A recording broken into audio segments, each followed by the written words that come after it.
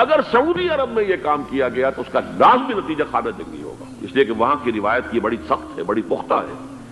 پھر یہ کہ وہاں جو ہے امیر عبداللہ جو ہے، جو وہاں پر اگرچہ سپہ سالار وہ نہیں ہے، کمانڈر ان چیف وہ نہیں ہے، کمانڈر ان چیف تو کوئی اور ہے،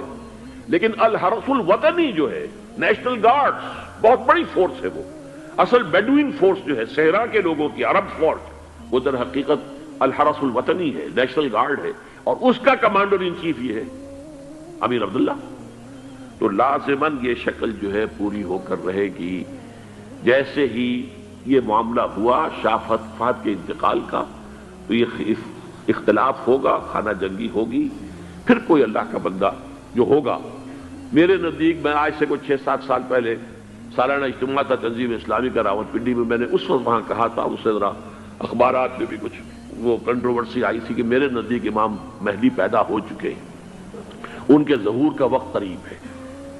اور اس کی تھوڑی سی بعد میں مجھے معلوم ہوا کہ جین ڈکسن غالباً نام ہے امریکن اس کا، جس نے یہ پیشن کوئی خبر دی تھی کہ 1962 میں عالم عرب میں ایک بچہ پیدا ہوا ہے کہ جو وہاں کا نقشہ بدل کر رکھ دے گا۔ یہ جین ڈکسن کی غالباً پیشن گوئی ہے۔ بہرحال مجھے اس کی پیشن گوئی سے کوئی دلچسپی نہیں ہے، میں تو جو احوال دیکھ رہا ہوں، یعنی اسرائیل کا قائم ہو جانا اور اس کے بعد اب یروشلم کا مسلمانوں کے ہاتھوں سے نکل جانا، اور اب گویا کہ وہ الملحمۃ العظمیٰ جو ہے تلی کھڑی ہے، کسی بھی وقت جو ہے یہ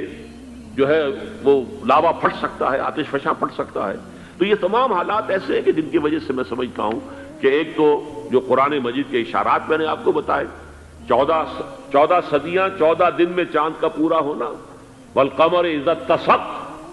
14 دن میں 14ویں کا چاند۔ اسی طرح اب یہ 14 صدیوں کے بعد یہ صدی جو 15ویں صدی ہے، یہ در حقیقت ظہور امام مہدی کی صدی ہے۔